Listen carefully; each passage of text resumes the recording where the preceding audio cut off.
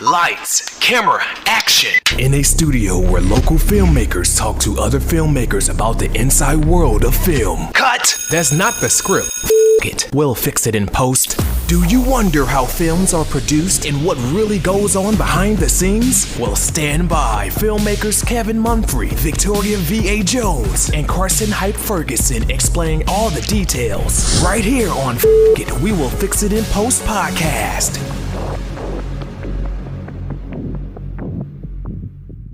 Good morning, good afternoon, and good evening. Whenever you're listening, I thank you for doing so. I am Kevin Mumphrey. Once again, this is We Will Fix It in Post. I have my colleagues Carson Hype Ferguson, Victoria V.A. Jones. What's going on? Now, today we're going to talk about film adaptations. What is a film adaptation, you ask? It's the transfer of a work or a story in whole or in part to a feature film.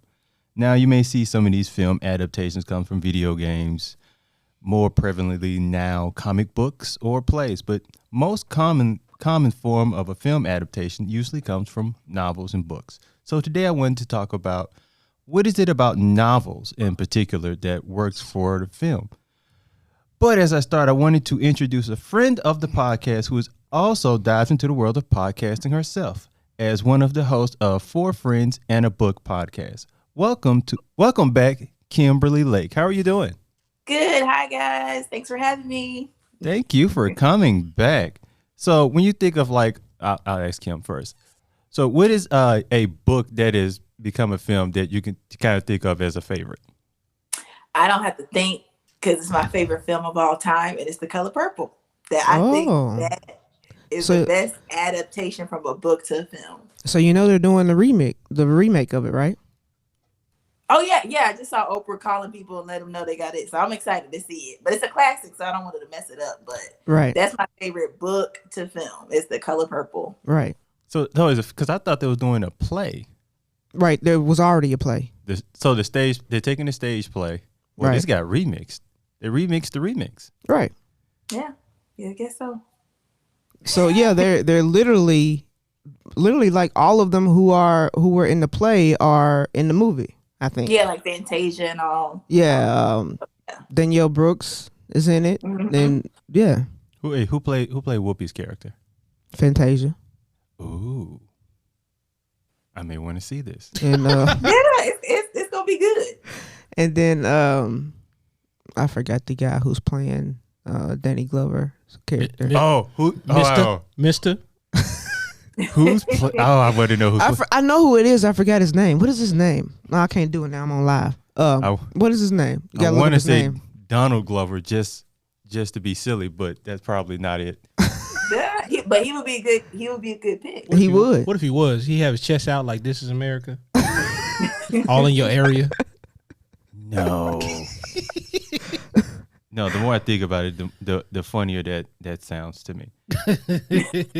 You can look up the cast. Like, they've announced the cast. Oh, I'm looking up this cast now because now that you brought it up, I got to know who's playing. See, they're showing me the old cast. I'm trying to see the new. Say it's supposed to come out in 2022, right? 24? Yeah, in a couple years, I think. What is it? 20? What we in 22, so it's supposed to come out in 23. Don't look at me. I ain't got the answers.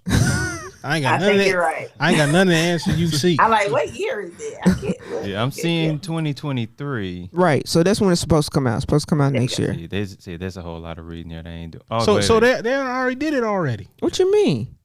Like if it's no, they just announced the cast. Now they might go into production next month. I heard that they were gonna cast like her. And I don't know who this She's dude in is. it. Yeah. So what role she gonna be? She's the y'all asking too many questions. I'm saying I told you I don't have the answer. That's part of this. Like so anybody that know more than me, please enlighten. Her is going to be in it. Taraji P is going to be in it. Taraji's playing Suge. Harpo, Corey Hawkins. Yeah. Mr. is played by, this brother looks smooth, Coleman Domingo. I've seen him before. I just can't remember what I seen him in. Well, name like Domingo. I'm like, yo, what's going on? So anyway, Danielle Brooks is playing Sophia. Right. So her is in it, and she's playing. What does it say? Squeak? Yeah. Her is in this. Oh my God. Kevin, don't be that surprised. I'm Right. I'm rather surprised because her wasn't even a face a few years ago. Kevin's like, I like her. I do. No, I just no. like I didn't know how she looked. Nice try. That didn't. Just It's me. okay. Just me. Anyways, Kim, That didn't land. back but, to Kim. Okay. Yeah. How do you feel about them doing it as far as I'm the excited film? because I love the film, and I think with the new cast, it'll introduce the film to a new generation of people because the story's so great. And I know people younger like than me, like my niece and stuff, they ain't studying Whoopi Goldberg and all them. So if they see her and Taraji, Right. people they see now, I think it'll keep the story alive for generations to come. Right. They damn sure ain't sweating Whoopi Goldberg after this. Yo. So I wasn't gonna say nothing. We ain't gonna talk about that. Look, sorry, Whoopi. Sorry. I wasn't. I was gonna- Look. I'ma tell it. I was thinking it. I am going to tell it. So how do you think this movie's gonna bode well with her with that whole thing that happened? I think she'll be fine. Yeah. I mean, like, look. You got one other news story or whatever in a news cycle, and then that's gone. And by the time the film comes out, Right. Yeah. she'd have been talked about it. Are you sure they still talking about Janet Jackson in the Super Bowl? Man, that was Nobody care about that. That was a different time. And it's the Super Bowl. No, that's a whole different situation. A breast to do a whole lot more than just some words. Really? Absolutely. What? What? You missed that part. Yeah. We should probably move on. No. I know about the Super Bowl. I saw it live.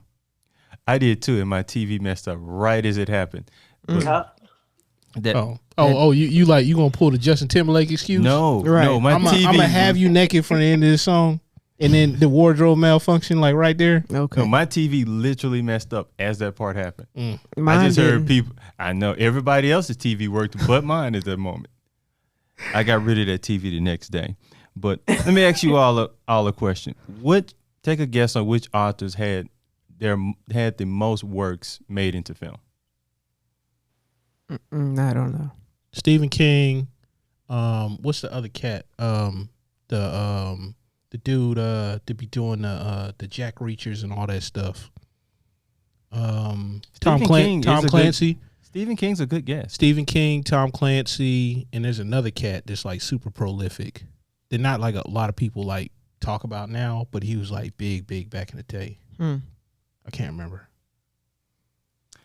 That's not it, but that is Stephen King is, I guess you say, the living author who has his most work into film. But actually, it's William Shakespeare. William Shakespeare. Oh, that makes sense. Yeah, he's had a Bollywood film. Play a film from Japan. He's had films all over the world. So, but he's had over 410 of his works turned into film. 410. Yep. Wow. I mean, I don't even have a comment. That's just a lot. Like second place, I couldn't even pronounce the dude or the guy was second place, but he was like 320. Oh, you talking about like, okay. All right. So who's third? Oh, I couldn't pronounce that name neither. I knew Steven Spielberg was in there. Is But that a he's top 10? No, he was like top 5. Oh. Oh, yeah. He better be top 5. But I'm saying out of the list of a top 10 or top 5. That's what I'm saying. But let me ask you all this. So, what do you think makes a book a good candidate to turn into a film? I'll go with you, Kim. You're the book expert here. Thanks. I think it has to have, a film, the story is everything. So I feel like having that good story, when I read a book and I can really imagine and immerse myself in it, that's when I know like, oh, this will be a good film because it becomes alive to me when I read it. Usually when it does that lets me know it'll be a good film. Now, like so many books, and I hate to use this book as an example, 50 Shades of Grey. Like I feel like I've used that a few times on this podcast as an example. Hey, we know where his mind is. I'm a freak, so I don't deny it. But that book it carried like a fan base to it. Do you think there's something that if the book doesn't necessarily carries a fan base with it, you think it could still kind of carry it to making a good film? Yeah, because think about like Harry Potter, they had like a cult following, or all those kind of, was Lord of the Rings a book? Yes. Yes, yes, Yeah, it was. so I think when you have that built-in following fan base as well, that usually will spur it to be a great film. So. But having that fan base, do you think it almost kind of creates a pressure for like a director or filmmaker? I think yes, because people have high expectations, and I remember the Twilight, not Twilight, It's Twilight. the Hunger Games. There we go. Oh, When they okay, came okay. out. I was like, yo, that's a big difference. Twilight and Hunger Games. Right. I was like, wait, You know. it ain't Twilight. Hunger Yeah. Games. Even with the casting, like it was so much pressure because I know one of their characters, Rue, was a little black girl, and in the film, like people were like, it should have been a little white girl casted in that, and it was just so much pressure even on the casting. So I think having a fan base is good because you have a built-in audience for your film, but it's bad because I think they have higher expectations than the average person. So I didn't read Hunger Games, so when I went into it, I enjoyed the film for what it was. But if you were into it, I think you would nitpick it a bit more. So that's more pressure for a director. I mean, why the lovers of the book? Why such a high expectation? Because they love the book. Like when you love something, I think you spend your time. They probably have read it several times. They probably follow the real author. If it's so immersed in their real life, I think it's a lot more at stake for them watching it and being let down if it doesn't live up to their expectation. What I tend to worry about it is because you have so many like people, like different readers have different like you like a great book. It kind of like your imagination. You may have a view of how these people look like, or how they talk like, or like how the story is in your imagination, and then how it is on film. You're dealing with the director's imagination, the producer's budget, what the actor thinks. So it's so many like different cooks in the kitchen that it always will make it harder to kind of make it a success. Mm-hmm. That's true. That's a fair point. So, yeah, I mean, it's kind of like a catch-22 because you have the good story and the fan base built in, but yeah, there is that added pressure that probably wouldn't be there if it was an original film. So you've always heard this adage, the book was always better than the film. So when you hear that, like what movie do you think of when you go, the book was just better? I think The Color Purple because look, it's my favorite film. But I think because with the book, you have more time. Like film, what you got? I mean, a good 2 hours max to tell a story. But with a book, you can tell so much more detail, go into like backstory and all that stuff. So I think The Color Purple is a good example of that, in my opinion. Right. I can't even think of. I Wait, don't did you know. say 2 hours? Was Color Purple? No, What? I'm saying usually when you have a film, you got a good 2 hours max to tell your story. Right. But a book, I mean, you could be at 1,000 pages. Oh, cause I was like, are films even being 2 hours now? Yeah. You Outside still of- have films that are 2 hours long. Outside of Marvel? Oh yeah. I think Yeah. so. You still have films that are 2 hours long. Okay, I'm always thinking like hour 30, something like that. There I am. Go back. There we go go. back. Fix it in post. We're trying not to call tell attention you. to it. We're trying But, not to call it attention is what to it is. I'm like- Move it there. Move it that way. There you go. There you go. And your finger in my shot. Get out of my shot, man. My bad. I like you know how I go, Kim. Like we over here we tripping. Hey, we trying to be professionals, but it ain't working out. It's good. Gotta be And that's why it's called Fix It in Post. Y'all gonna Why see you it in looking the at middle me? of the Why- post. No, get it in the camera. Don't fix. Oh, that's our name. My bad. I'm looking at you because you were the one who was supposed to fix my camera, and then you were just over there, Kevin. Look, I'm talking, so I wouldn't really Oh God. leave me alone. Oh man. So, do you think like do you have to like making a book and turn it into a film? Does it help? Let's say the publishing industry. Publishing. Yeah, like book publishers. I don't think it helps the film industry more Right. because when you write the book and I guess you don't know if it's gonna pop off and be a hit. So I think when it's a really good book and it has like a cult following and a large fan base, it helps Hollywood more because they have more to gain from it.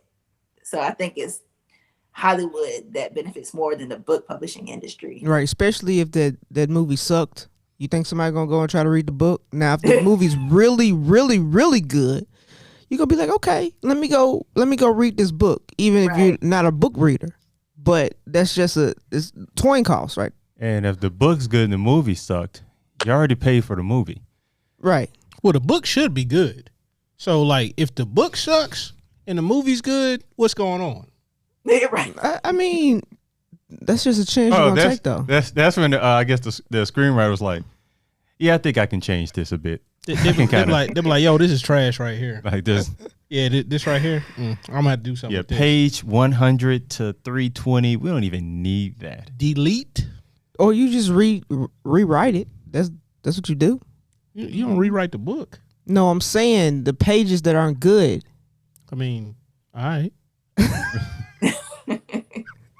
Now, as far as dialogue, which is something I hate writing, do you think like books are better at like dialogue than say film? Again, I think they are because you can go into a lot more detail. I think that's just the plus side of books. You can expound more on conversation. So on a film, of course, a lot of times on film, the dialogue is important, but also showing and not telling. In a book, you got to tell because it's a book. So I think with the books and the dialogue, it's just more, it's richer. It's just more there. Yo, shout out to books. Did you say shout out to books? You heard me. More so, shout out to imaginations, okay? Because when you're reading a book, you're using your own imagination, okay? Mm-hmm. It doesn't really give you a whole bunch of detail. You just gave a shout out to imagination. Yeah. What do you mean? Yo, we said what we said. What do you mean? Every creator has an imagination. Okay, growing up, I had a big imagination, and that's how I understand that. I just giving it a shout out just feels weird to me at this moment. How does that Look, feel weird? I'm looking in the camera right now. I'm looking at you, Kim. Shout out to books. Shout out to imaginations. We need to normalize that. Shout out to books. That's cool. Hey, we look, also need to normalize shout out to imaginations because some people think that they're crazy. Man, we're giving out too many shout outs. I like my catchphrase better. I like the imagination, but I like Beyonce's the best ever. Okay. Just know when I win my first award, well, I've won awards, but I'm just saying when I win my first. Did you hear that nice little stunt she just pulled out there? Oh, okay. I've won. But when I win more. When I win my first big award, that's the first thing I'm going to say. Shout out to imaginations is what's going to come out of my mouth. I thought she was going to say books. I was like, yeah, that's my moment. That's when we cut your mic off. Look, I'll be on there. You start playing that music. Look, I'll be on there like Suge. I'll be like, I'll be in the video dancing. Listen, hey, Suge don't be dancing. That's Puffy. No, that's what he's saying. He said, I'm gonna make sure. I'm gonna make sure when I go up there, and I'm gonna make sure you're in the crowd, and I'm gonna say in the crowd, yeah, not on stage. Oh, he can come on. Look, he can come on stage. Okay, he gonna be right behind me, and I'm gonna say shout out to books. All right. There you go. I'm gonna get kicked out, and that's why you have to stay in the crowd. But so I was looking at like the business of necessarily like how to film get rights to a story, and just like you would buy the life rights to a person when you do a documentary, they buy the rights to the story. But when they do so, they don't necessarily have like the publisher doesn't have rights on how to any changes they want to make to the film. The only person I've heard that was different is Stephen King. What he does, he takes a little bit of money, and he still keeps like a percentage of his rights. So that's why usually if you see a book that turns into a film of his, it kind of promote his name with it because he's a part of the process. Now you think that's something more like authors should kind of fight for? Look, I'm kind of torn on this because yeah, if I was the author, I would want a lot of say in my book turning into the film because I would want it to keep that original feel and my intent. But you're a But director as if well. you're an author, you're not a director. And there's just some things that as a director and decisions you have to make that will probably affect the book, but it's better for a film in a way. So I think I'm torn on that. I think having the author on board and supporting it is good, but I still think the director still needs that leeway to use their creativity or imagination, as VA says. So I'm kind of torn on that. So I think a little bit of each, a little bit in, but not all the way as an author. All right, so let me try to paint a little picture then. So I need you to put your director hat on for a second. Let's say you're directing the film that's a film adaptation of a book. And you got the author right there with you and director seat right next to you. Yeah, I didn't really see it that way. Can we kind of like every maybe few takes, he's like, I didn't really like that. Actually, I think we should kind of change the wording there. Like he just kind of he or she is throwing little kind of tidbits of criticism. Like, do you think that would be like very distracting? Yeah, I'd be like, I think you probably need to go. The trailer. you can come back later and watch it, as we edit. But yeah, that would be very distracting as a director. You don't sound as conflicted as you were before. No, I was now. If they were doing that kind of input, then you get on my nerves. You got to go. But just being, in with the story and the film, having some say in that aspect, I think it's okay. It's just not too much. Just a little bit. So like, just they should put their criticism in writing. Yeah, I'll read it later. I'll read it later. Actually, we'll just let you see the film. Right. And you can go talk to other people about what you think. Right. And we can. That doesn't sound amusing. How would you handle that, VA? I'll kick him off. I would Kim used a lot of nice words, okay? You ain't got none of them? No, I ain't got none of them. I mean, people know how I work when I direct. So it's kind of like I'm not using nice words. Them taps on the shoulder. Miss Jones. Hey, we should probably do that over. Excuse me. And you know what? I'm going to be like, I tell you what I'll let you do. I'll let you go in your trailer and I'll let you read the script. And then you come back out and then you let me know what you want to change. So while you doing that, we're going to be doing a whole bunch of stuff out here. We're going to we're going to get done with all our stuff out here. By the time that person comes back out, guess what? We're going to be wrapped up for the day. I got to say, that's actually a lot nicer than I thought you were going to say. I mean, I'll probably still use some bad words. No, the fact that they have a trailer, I think that's very nice of you. Like, hey, bro. Hey, you know where your car at? I need you to go back in there. You can sit in the car if you want to, or you can leave. Either option works perfectly fine for me. But what I don't need you to do is to bring your ass back up in here. Look, listen, it's a lot going on. It would be a lot going on. You were just a name I saw in the book. They would probably have to call the police. I'm sick. And it wouldn't be for me. It would be for that author. Especially you're gonna be on TMZ just making the film. Extra, the Memphis local news. Oh, it's gonna be extra. Memphis. It'll be I can't wait. Cause I know if Merle Purvis or anybody else still on Fox 13. Merle Purvis. Oh Lord. I will be the top story of the day, boy. They gonna be like she said Merle? Yeah. Man, that's an old school name. She's still on there. Oh yeah, it what is. What are you talking about? It is an old school name, but and she's been on there for a while. She's still on there. I heard Merle and I want some grits. No disrespect. So the question for you, Karsten, how would you handle that situation if you were directing a movie, Mr. Carson, and you had the author sitting or standing right next to you, and every single time that y'all would do a scene, they would be like, "Well, I didn't see it that way. Why don't we do it this way, or why don't we do it that way?" What would you do? We should shoot that over. I gotta pull him to the side early because we only gonna go through that one time. We're gonna do that one time. I'm like, yo, this is my process, man. I was like, yo, you know, I understand your critique and all that stuff, but we went through this plan because like if he's gonna be on set with me, you gotta understand how stuff goes. We got chain of command. Yes, you're a part of this, but you know all the parts like become one, like Voltron. But I'm saying. You get on set, but I'm saying they get on set and they Bars. just all those rules that you just explained to them go out the window. No, they don't. No. But I'm just saying, what if it happened? No, because it's my set. Yo, like Dipset. I ain't playing with them. Dipset. I would give the more the Temptation movie, the guy who played David Ruffin, Leon. Yeah. I would probably use more of his method. So there's one day on set, David Ruffin came into the set and he said, yo, he got to go. There's only one David Ruffin in here. And David Ruffin's like, I got to respect it because that's exactly what I would have said. So for me, I'm David Ruffin. So you got to bounce. I need you to go. Oh, my God.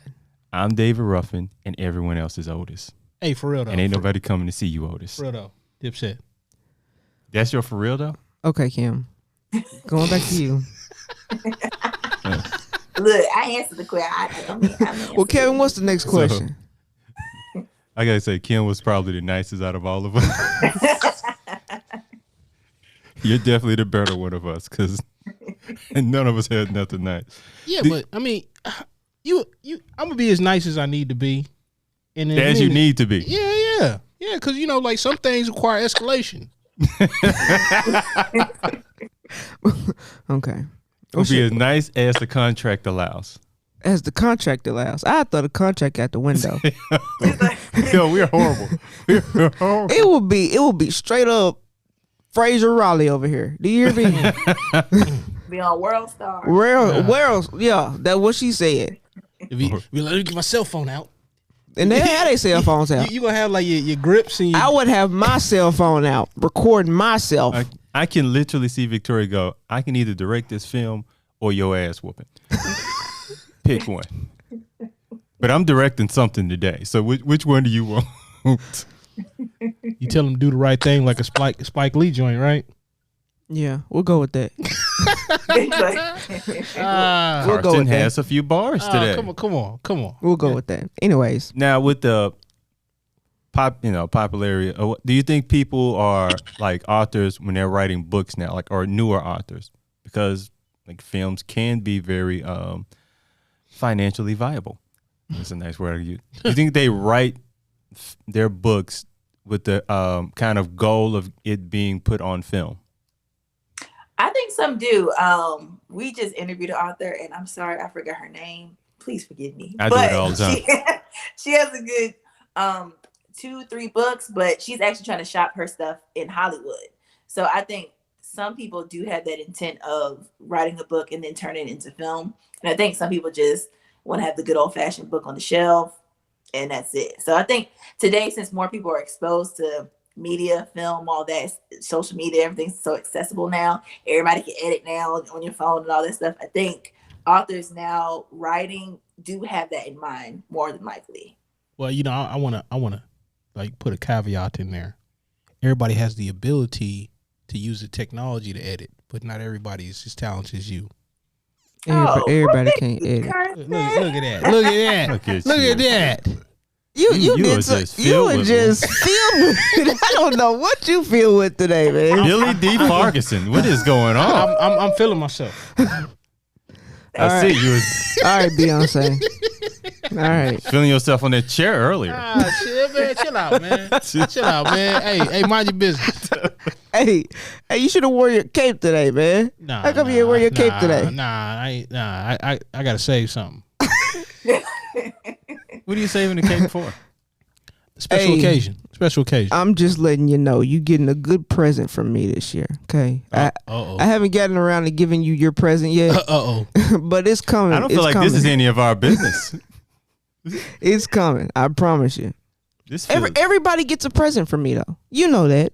I've given everybody presents. After hearing him talk about capes, I don't. Well, Oh, it's I was gonna be bringing it. it's gonna be good. I'm trying to tell you. And who said it was a cape though? I don't know what you're gonna do. I just feel like cape is gonna be involved. It almost was. I ain't gonna lie.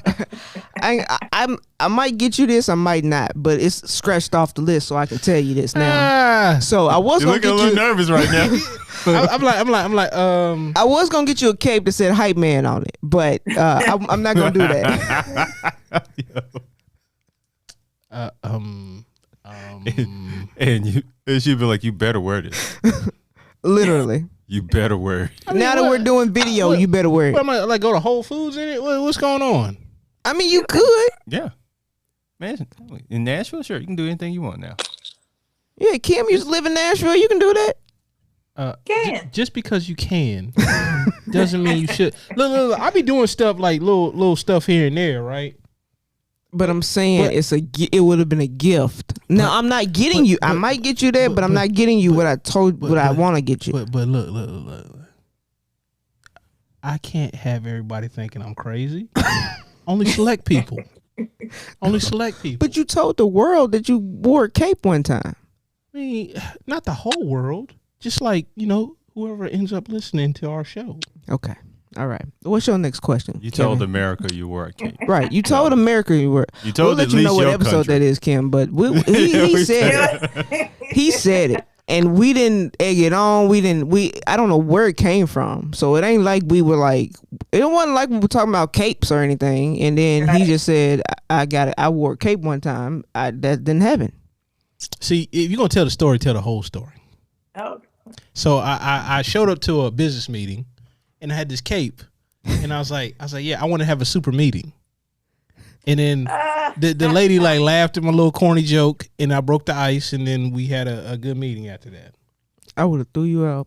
I mean, Meetings adjourned. you came to my production meeting. You came to production meeting with a cape on, boy. Let me tell you, No, I didn't come to it with it on. World Star would have came right out.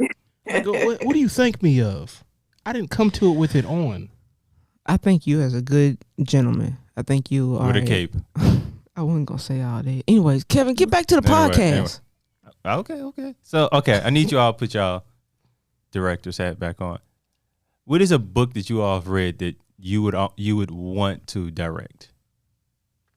Well, they've already done the movie for it. Well, we remixing too now. So Oh, okay. Interview with the Vampire. I would want to direct that one. Ooh. I like the book better than the movie, to be honest with you. So what was it about the book that it wasn't captured in film? I got to use my imagination a little bit more reading the book. Let's go back to imaginations over here. Shout out. Giving out Shout out these, to imaginations over here. giving out these imaginary shout outs. Okay. But it was detailed, and it was like you can feel the action, feel the energy and everything through the words. I know that's a little crazy, but No, it makes absolute sense. literally I was engaging in the book like I was actually there. So that's what I loved about the book. Now the movie was good too, but the book was excellent to me. So if I could direct a book for a movie, it would definitely be that. Kim, what about you? Actually, we covered this book called The Warmth of Other Suns. It's by Isabel Wilkerson, and it's a true story, or it follows three people that migrated. It's about Black America's migration from the South to the North or West during the 60s and 50s, during civil rights and all that. And I think when I was reading these people's stories, I was like, this would be an awesome film because they went through so much and overcame, in the end. So I think that would be a great film. Garston, you have one? See, I don't really read a whole lot of fiction. So my favorite nonfiction book of all time is Frankenstein. Okay. So it'll be some kind of Frankenstein derivative, whatever. And you could tell that story a whole lot of different ways. Who's the monster and who's the whatever. Now, do you think you have more when you take a nonfiction and put it in a film? Do you have more as a director or a screenwriter? Have a little bit more artistic freedom, maybe? I don't know. Like like one of the movies is obviously nonfiction that I go to a whole lot is like The Big Short. Yeah. I know a lot of people haven't watched that, but I thought that was a really good, I thought they did a really good job of like, getting all this like advanced information and putting it in a palatable form. The Moneyball was another one. Yeah. And then there's another movie. Was it Money Men? I think it's Money Men, and it's crazy. I can't remember the lead dude's name, but it's got a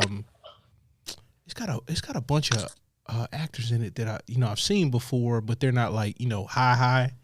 And it's about the guys that actually were the payment processors for the adult film industry, like coming online, and it's very, very interesting.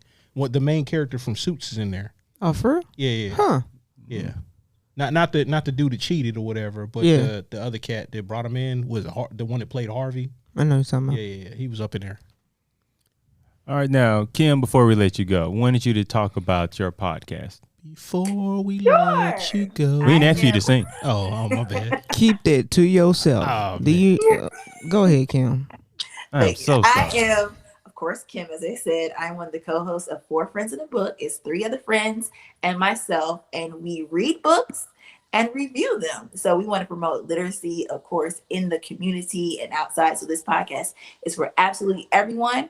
We pick a book, read it, review it, and also on our podcast we cover a current topic as well. Usually it's tied to the book, and that's pretty much our podcast. So we would love for you to follow us. We are on Instagram and Facebook as Four Friends in a Book, and we come on every third Thursday of the month at 7 p.m. Eastern Time. Now, what birthed this podcast? Well, we were all friends, of course, and we were talking about different books, and then somebody was like, you know what? We should do a podcast. And I was like, we should. And then in about a month, we got it done. So that's how it started. That's how it starts. That's how it starts. Great ideas are usually very simple. I have to thank y'all because y'all interviewed me on the podcast, and that, that sparked because that's my first interview. And I was like, oh, podcasts are fun. So, y'all have a little part in, Four Friends in the Book. Look at that. Look how God works. We like to do that a little bit. We like to give inspiration just once in a while. Yeah. You know what I'm saying? Yeah, especially me. Especially you. Especially me. I love giving inspiration. Yeah. Do you? You're welcome. Do you? You're welcome. Do you? Thank you. Really? Really? On that. Anyways, hold on. Before we leave, Kim, do you have any film projects that you're working on, or your television writing? I have a film I'm working on. I can't say what it is yet, but I am working on the film, and I'm gonna try to go full-length feature on it. Yes. It is fiction, but look, I'm gonna come when I get it, more solid. I'm gonna come back and talk about it.